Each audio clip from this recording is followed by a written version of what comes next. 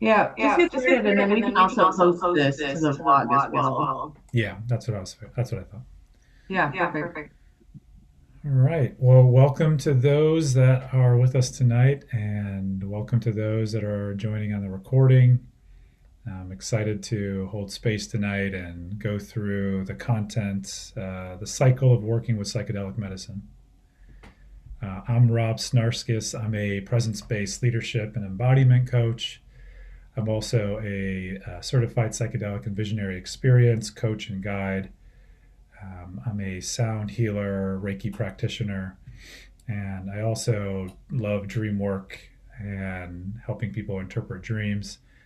And I'm excited to lead you through this content tonight.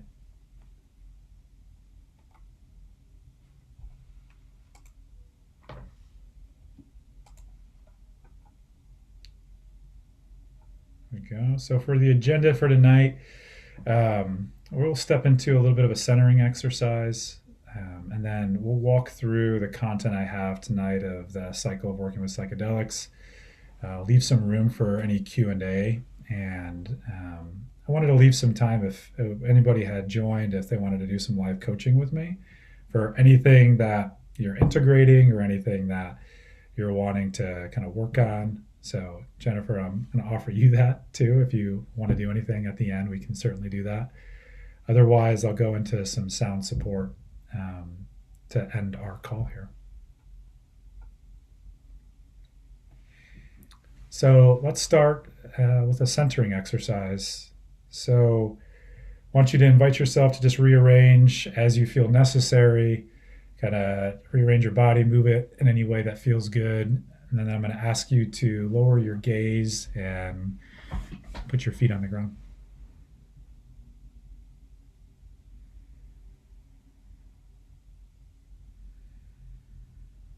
I want you to notice your breath.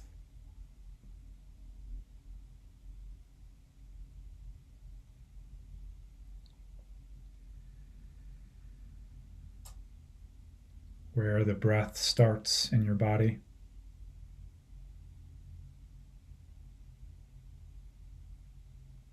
And how it transitions to the exhale.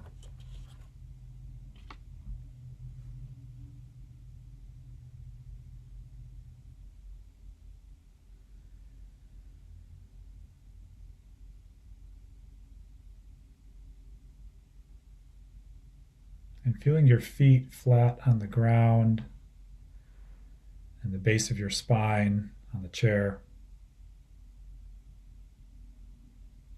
I want you to imagine roots coming out of both feet and your spine driving down deep into the earth.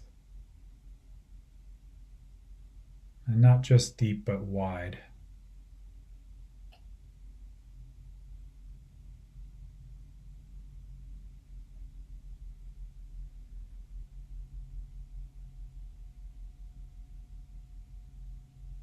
And you can begin drawing up any energy that you're feeling beneath you into your body, up into your ankles, knees, legs, hips, into your chest, up through your throat, to the top of your head. And I want you to imagine there's a balloon attached to the top of your head, pulling you up ever so slightly.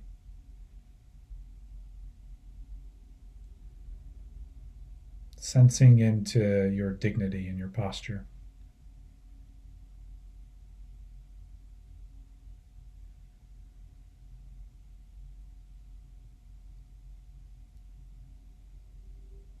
And then I want you to start opening up your peripherals in your mind's eye, taking in more from the sides, not just in front of you. Sensing into the left side of your face, the left side of your leg,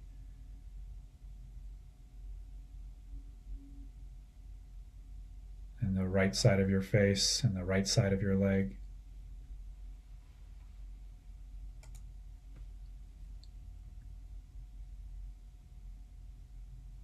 And rolling your shoulders back just ever so slightly, exposing your chest.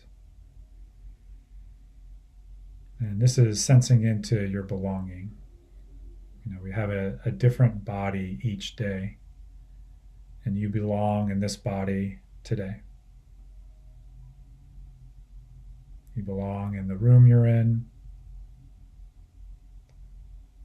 You belong in the space of this call, of the city you're in, country, and in this entire earth.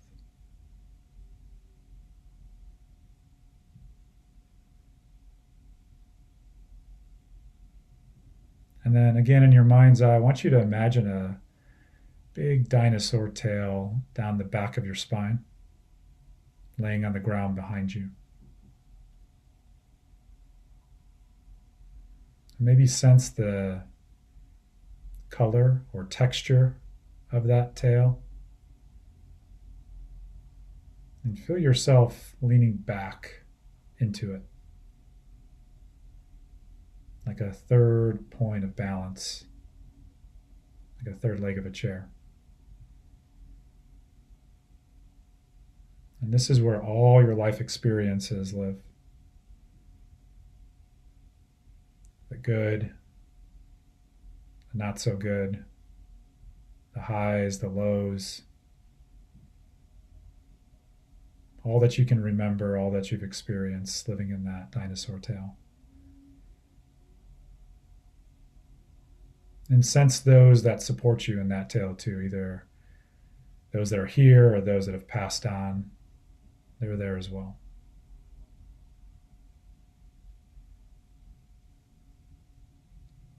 And this is what we call your fundamental sufficiency, your enoughness.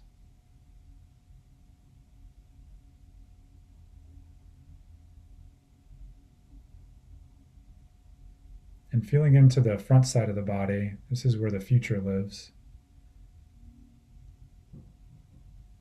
And this is unwritten, unformed,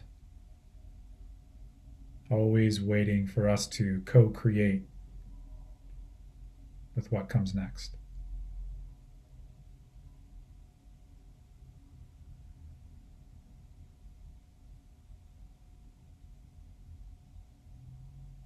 And feeling your breath move through you one more time.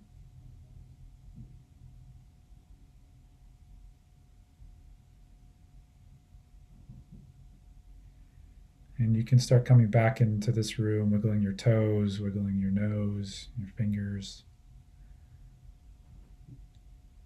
And just take a moment to observe your state from before that centering exercise into now. And just inwardly reflect on what's shifted in you.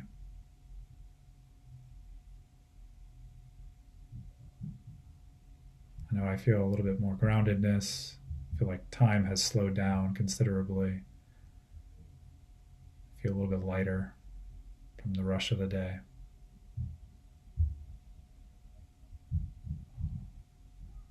All right.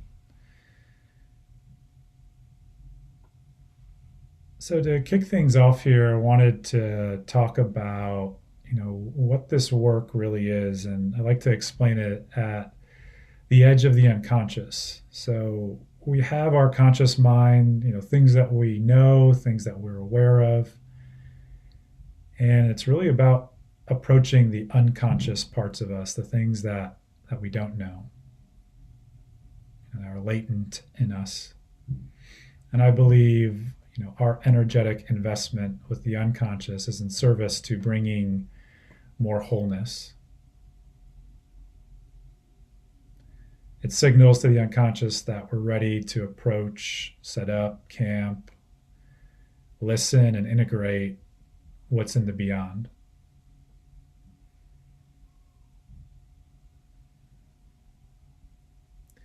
And the reason why this is important is once we start working with the unconscious, we start to release things that are no longer working for us. And we have this influx of tapping into this deep source of renewal, growth, energy, strength, and wisdom that becomes available to us as we cooperate with that process.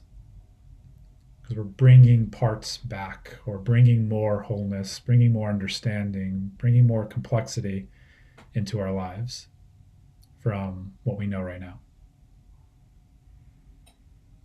And there's multiple ways to communicate with the unconscious. So obviously we're talking about psychedelics today, but there's a lot of different avenues you can go to tap into that unconscious realm. You can do dream work, active imagination practices, somatic processing and coaching, like body work, being attuned to the data that's in the body, exposing ourselves to watching, reading, listening to myths, fairy tales, movies. Creative acts is a really big one. So, writing, drawing, painting, anything music, anything in the arts taps into that unconscious realm as well.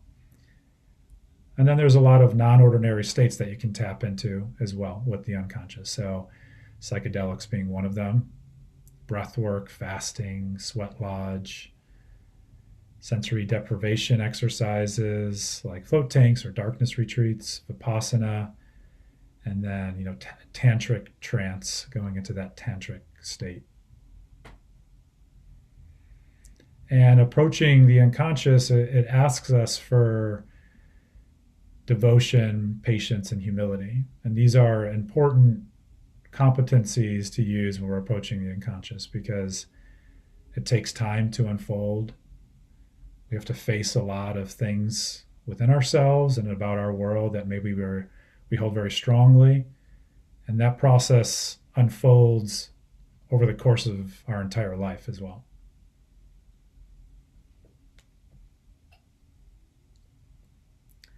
So I like to talk about initiation versus self-initiation within this too, before we kind of get into the cycle itself, because this is an important element of approaching the unconscious. So in the past, our communities of initiated elders would lead and guide us into this unconscious realm. We would die to our younger selves, essentially, through ritual and ceremony.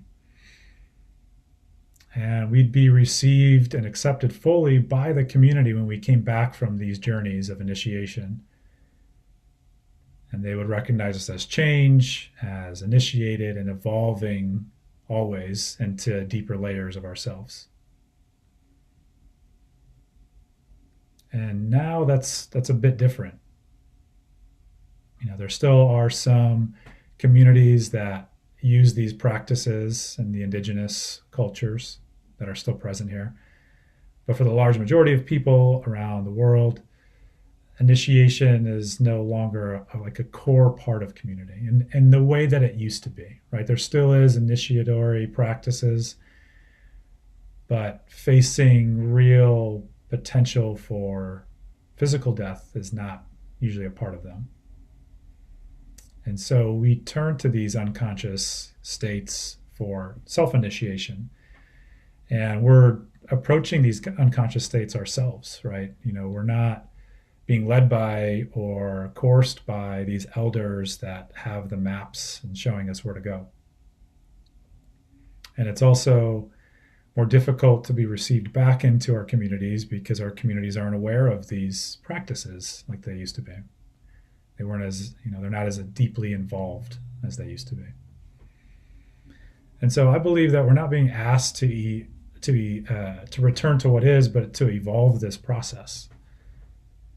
Blending what has happened in the past with modern day. So as you feel this pull towards meeting the unconscious or going into these altered states or non-ordinary states or unconscious realm, what's surprising about it is these elders as archetypes or people end up showing up on this path. They used to be embedded in communities, but they tend to show up as you heed the call, as you say yes to these pulls, these whispers inside of you. And they show up as coaches or guides or mentors, friends, loved ones, and they help us navigate these maps because they've been through the terrain, different modalities. They're there to witness us, to encourage us. And they, from my experience, they tend to fit your unique style, your ecology, your makeup that makes you come alive. So these people that show up are gonna like click into place like a puzzle piece, and you're gonna know when they show up. And over time, new ones will be kind of called forth. So you don't have the same coaches or mentors or guides or friends or family members throughout your life. You're kind of always evolving to being led by different people.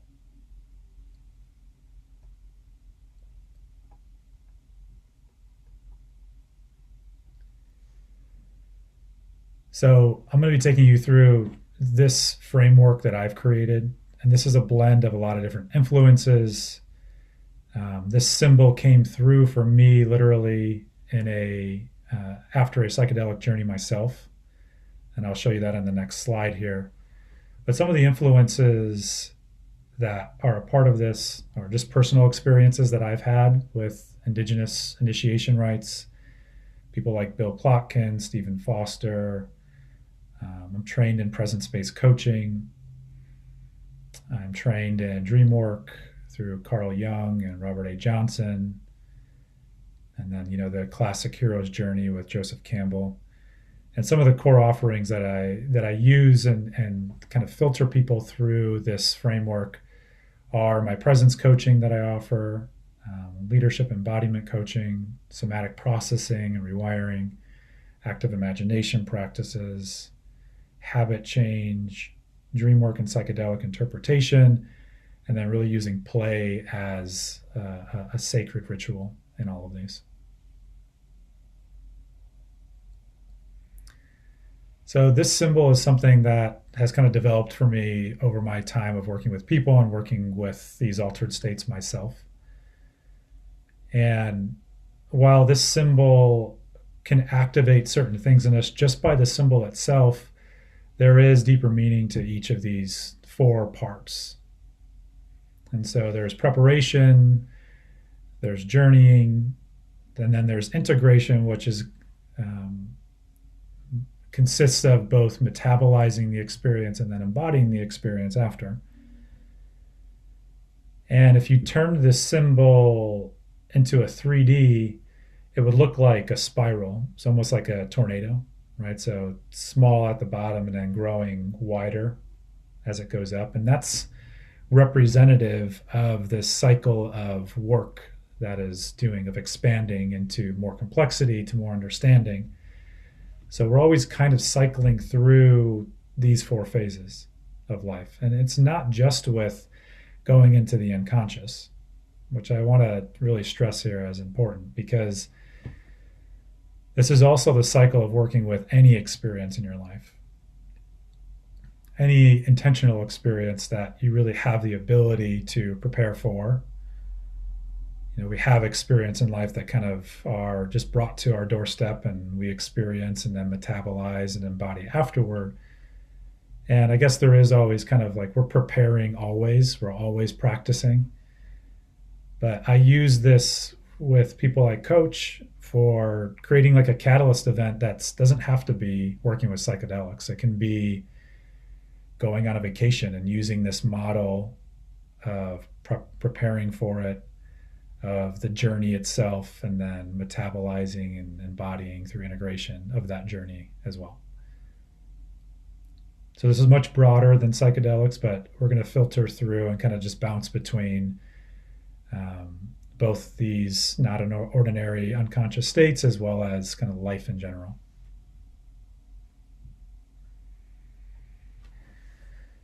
So from a preparation standpoint, there's 3 core tenets that I like to focus on within preparation, and that's education, lifestyle, and ceremony. And this helps us with the inner exploration around the psychic material that might arise. And it helps us develop practices that will help us meet that material in the best way possible. So, from an education standpoint, I'm sure that some of you may have heard of set and setting. So, set is intention or the mindset of going into a journey, an anchor for the journey. And then the setting is the physical environment.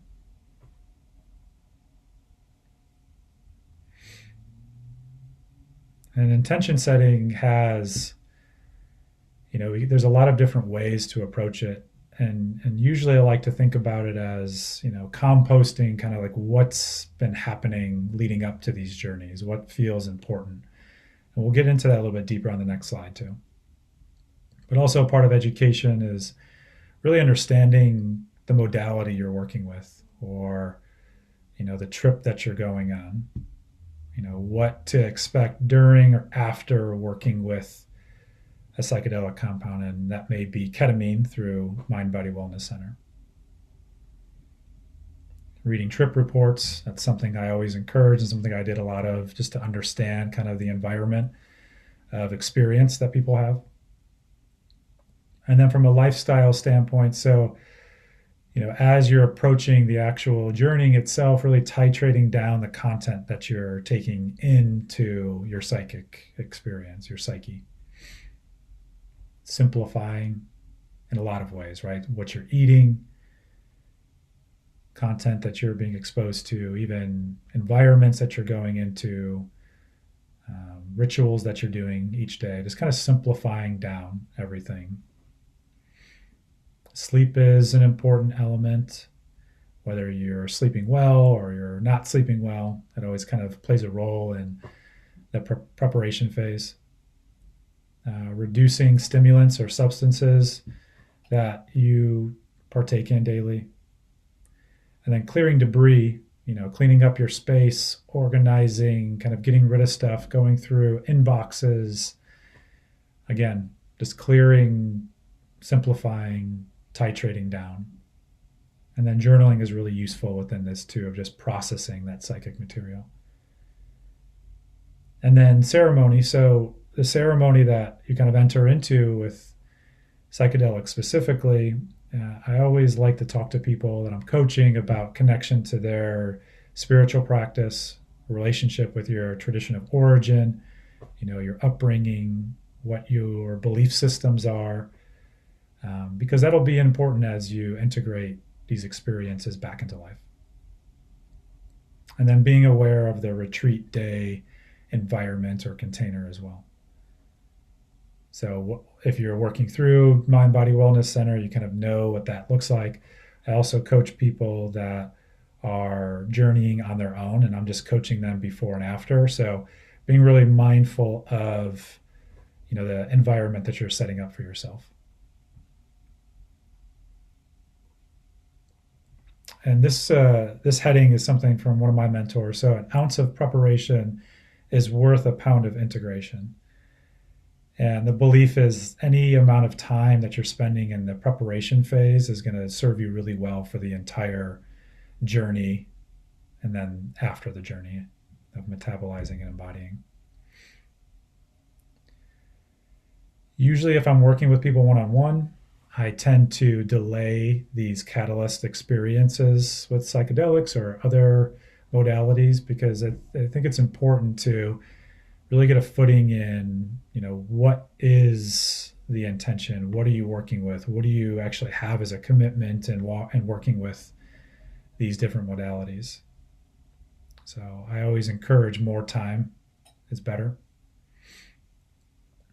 And then something that, is maybe not focused on enough is this exercise called the Things Ending exercise from The Wild Edge of Sorrow. And this is a book about grief and loss outside of death. And it asks us to begin by writing down what's ending in life right now. Being really specific and not vague about it, really concrete things that we can acknowledge as things that are ending. And then writing down the obstacles, the things that are holding us back from letting go of those things that are ending. We live in a reality of entropy. Things are always decaying and dying and changing, and we're always in perpetual transition. And that could be big transition, that can be small transition. And as we prepare for these big states of unconscious experiences with psychedelics, it's really important to acknowledge these things. And this is work that we do outside of psychedelics as well. It's not just for that realm.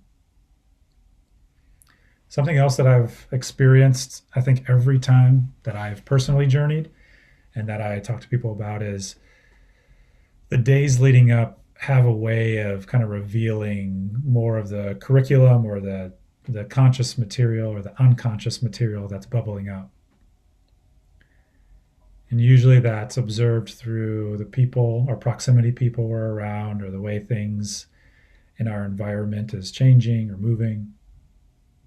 So really being aware of the days leading up to, or, with the ketamine clinic that we offer multiple ketamine journeys as part of the protocol, in between journeys that are happening, like just being really aware of things that are shifting and changing. And then intention versus expectation. So there's a difference between entering, the journey with intention versus expecting things to go a certain way. And that invites in curiosity and surrender into the experience versus a rigid way of wanting things to go. And we'll talk a bit about this in the journeying slide, but that hesitancy for curiosity or opening up to what's happening could create some specific experiences within the journey itself.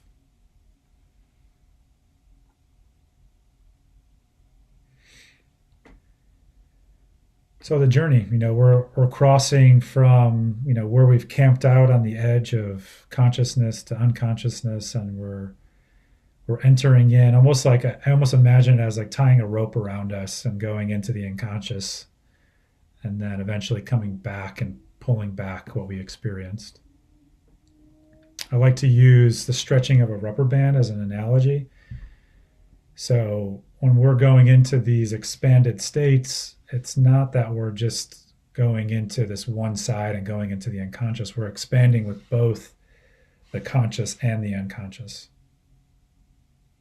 And so that's going to play a role, right? Like the things that are happening, the weeks and months and days before going into the expanded state, as well as kind of the things that are bubbling up from the unconscious.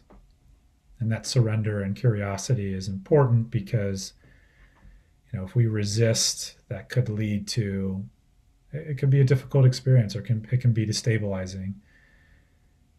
And that's why dosage is an important part of the journey itself. So I like to kind of group these into light, medium, and full. And lower dosages or lighter dosages, or sometimes we call them twilight dosages, allows us to kind of play with it in a little bit different way. We're kind of toe dipping or going into the shallow part of the unconscious. We can have more of an opportunity to kind of go between. And then like a medium dose, it's mostly expanded. We still have that play of kind of going in between, or maybe there's more waves happening of being able to go dip back into the conscious realm, go back into the unconscious, kind of choose a little bit more. There may be more cognition there of being able to be a participant. And then in these higher dosing experiences, they tend to be more full, where you're kind of jumping off the ledge into the water, and you don't have a lot of control. It's more so you're being guided by the dreamer or the unconscious or the spirit realm within that. And we typically, depending on the substance that you're working with, the compound, there's always sort of waves to the experience. There's moments of intensity, and then there's moments of lightness, or there's moments of awe and wonder, and then moments of maybe fear or uncertainty. So just being aware that there's going to be fluctuations of what's happening.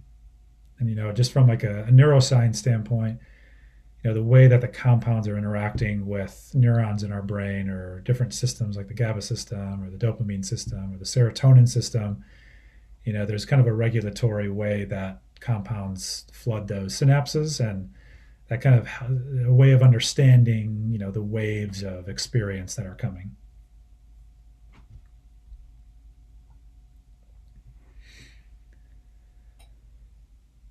So this is a visual that I've drawn, and I haven't adapted it fully to, a non drawing of mine, but I like to talk about the return home or the reentry home.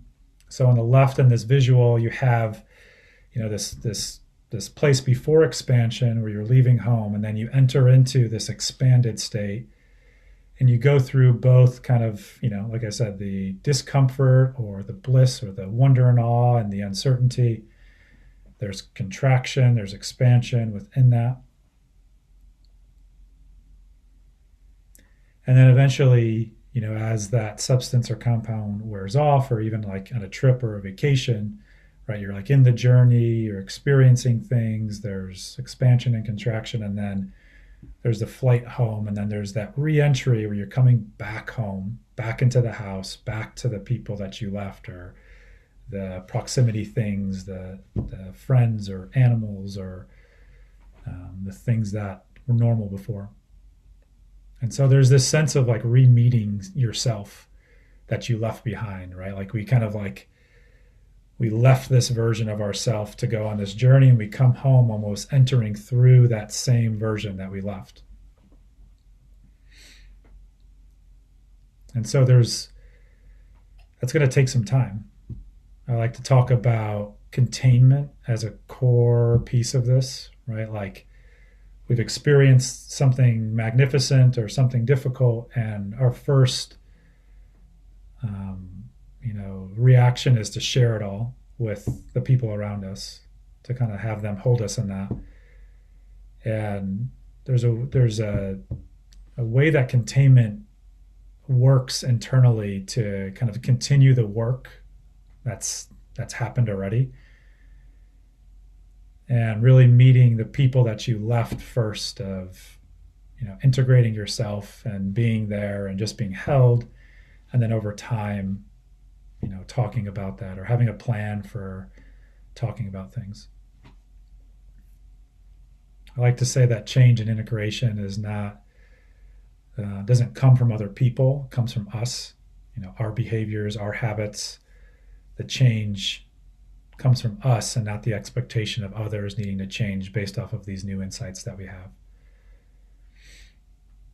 Asking for support from our people, our friends, our therapists, our coaches, our coworkers is also really important as we're integrating this self that is holding a lot of this unconscious material. And then really weaving that unconscious material in, and that authenticity takes strong roots and a lot of reciprocity. So working with people, a lot of grace for yourself and grace for others, of, like I said, being received by your community as changed. There's a titration to that as well, where there's patience and devotion and humility of weaving this self back into the world and seeing how you're met with it or what needs to change within that. So getting deeper into the integration, I like this definition a lot. So an active, intentional process where an individual consciously reflects on their psychedelic experience and what it means for them personally. It involves exploring how insights can be translated into bite-sized, actionable steps. The personal nature of integration means that an individual needs to find an authentic way of implementing their experience in a way that suits their unique needs and personality. And this is from Yasmin Verdi, and she's a renowned coach and guide, and works with psychedelic compounds as well. So again, three buckets that I like to direct people towards. So one is aftercare. So this kind of fits into the preparation phase, but ensuring there's a soft landing home, right? So prepping the reentry, the people, your proximity people. so that there is a soft landing, that you have time. Maybe you take day or days off from work before and after to ensure that soft landing. Maybe you make a couple meals beforehand so that you don't have to make a meal for the night that you're entering back home. Or maybe you're asking your proximity people to um, prepare things for you or help you with that soft landing. 4 R's that we guide people toward. So rest, reflect, record, and reminisce. So rest can never be understated. More rest is better. Reflecting on the experience, recording that experience, and then reminiscing about it over days and weeks, and then your community and support people as well. I like to talk about meaning making not happening the same day. Leave the meaning making for the days and the weeks after. Using your therapist and coach for support, journaling, movement, embodiment practices, creativity. We'll get to that more on the next slide. And then sustainable change. So, where are you pulled to grow in small steps? Taking it in bite-sized pieces. What's one habit you notice? What's one conversation you want to have? What's one practice you want to implement? And then the tempo is slow. Like I said, think in weeks, months, years, not days or immediate. And that's something that, we're going to always be fighting with this modernity that we're in, where, delaying that gratification and not having the immediacy of things. So just being aware of that. So metabolizing and embodying the experience. This is stealing a bit from both Jung and Robert Johnson. And we'll breeze through this to get through the rest of the content, but this is with working with the actual content that you experienced in both the psychedelic space or if you're working with dreams. So every dream or psychedelic experience is a living myth, and it's a unique myth written by our unconscious, starring us individuals. And it's not random. It's not a puzzle with a singular right answer. There's multitudes within it. And Robert Johnson has a really great method that utilizes our own being as the process of understanding. So associations, dynamics, interpretations, and rituals. Understanding, associations with the symbols that we saw or the things that we experienced within the journeying, and refraining from going to interpreting through what the internet says. Like a Google search is not going to guide us inward to see what things mean to us. The dynamics of those symbols or the things we experience. So what's the emotional energy behind it, or how did it feel? What was the tension in us or between symbols that we experienced? And then the interpretation of what might this story be saying about this, through the preparation phase, through the journey, through the integration. Like, what's the story there? What are we being called toward? And then this ritual part is a really unique and interesting component that I feel like a lot of integration leaves off the table. So the rituals are both of these last sections. So when we share these experiences with others, we move it into a sacred ceremony. It starts to reveal more details as we say it, audibly. And it allows us to understand the potency of things that are coming through. So, as we talk about it, we can kind of sense again after the fact of like, oh, this is moving through me. This is really alive in me. I didn't realize how, maybe it's something different than the first week of things that you're reflecting on. And maybe it's something different months later as you kind of understand what's still alive in you. And then from a ritual standpoint, I love this line of a dream not acted upon dies, or a psychedelic experience not acted upon, or an insight not acted upon dies. So it's like watering that seed. So after we interpret, we explore rituals that bring the dream into our body and into our day-to-day lives. And some examples of this are writing, whether it's poetry or other forms of writing. Maybe we bury a symbol into the ground to showcase that sacredness or the fact that you're paying attention.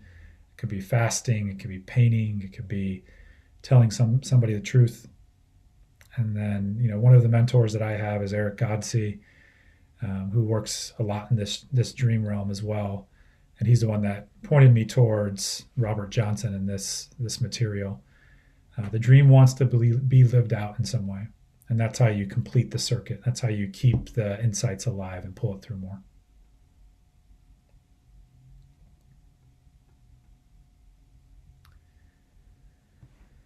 So more of metabolizing and embodying.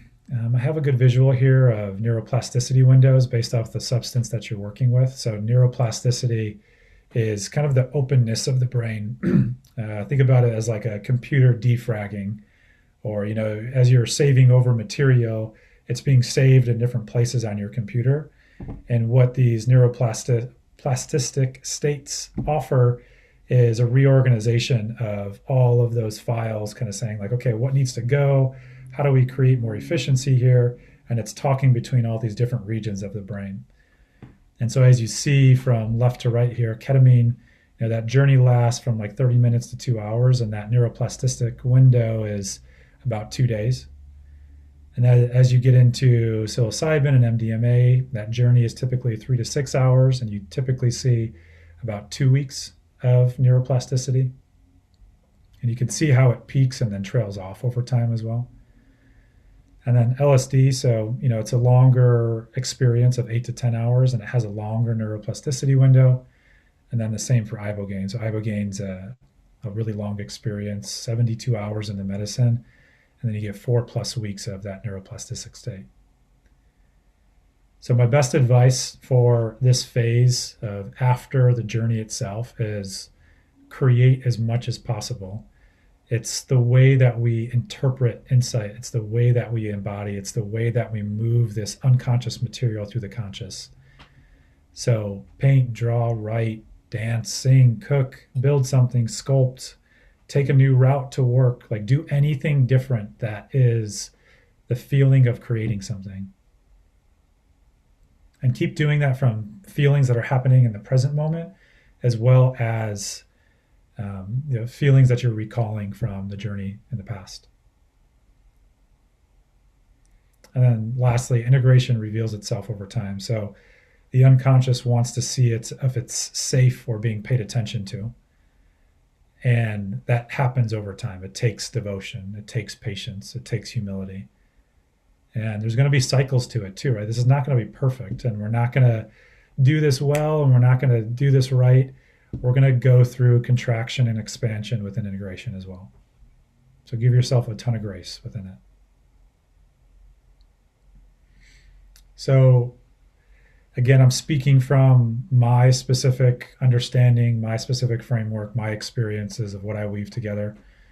And here are opportunities to utilize my coaching support. So you can go to my website and look up more material of working with psychedelics, as well as I do a ton of work outside of psychedelics. It's kind of my foundational work. I work with individuals for 3, 6, 12 months, leadership and embodiment coaching, dream work, performance coaching, and then spend a lot of time within psychedelics. And I weave those two together as well. And then I'm always posting on my newsletter, expression, creativity myself, as well as education and understanding in this way too. So if you want to know more, follow along there and subscribe to my Substack.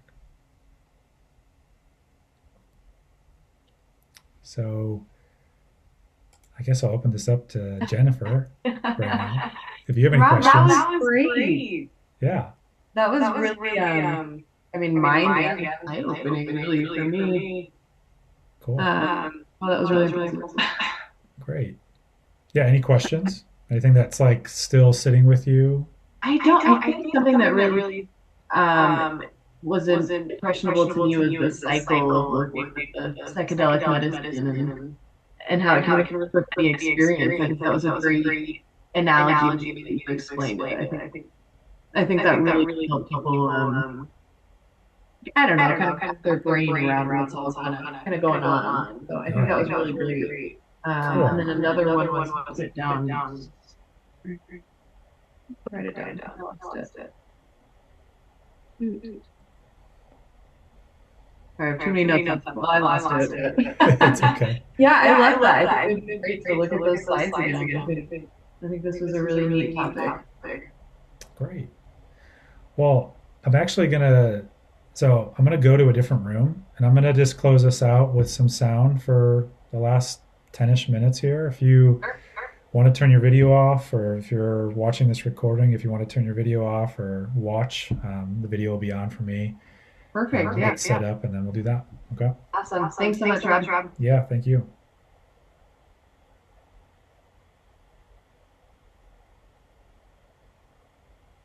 Recording in progress. Uh-oh.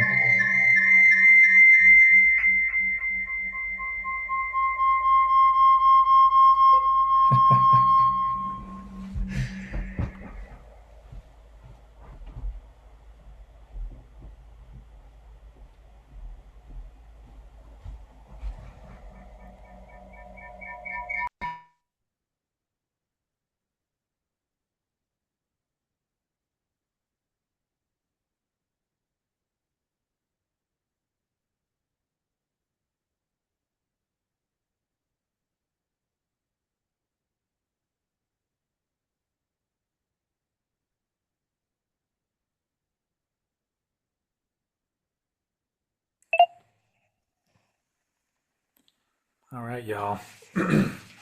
So get comfortable. Like I said, we'll do about, I guess, about 8 minutes here. And just settle in, get comfortable, and just kind of ride along with the sound as it's moving through you. And just, if you want to, after, just, journal a little bit. See if there's anything that comes up. See if there's any visuals, any feelings.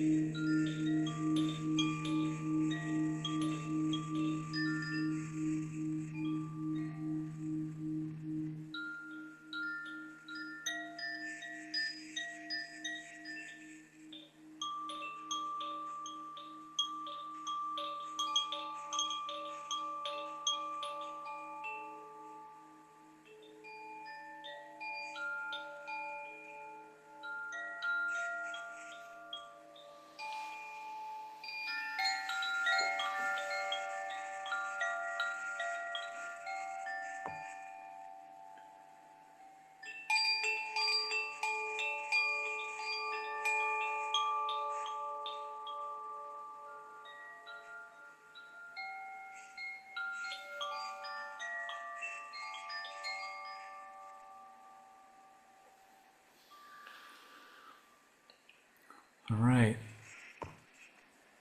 Well, thanks for the time tonight. And Jennifer, is great being here with you. Yeah, thank you. Yeah, have a good night. You as well. Bye. Bye.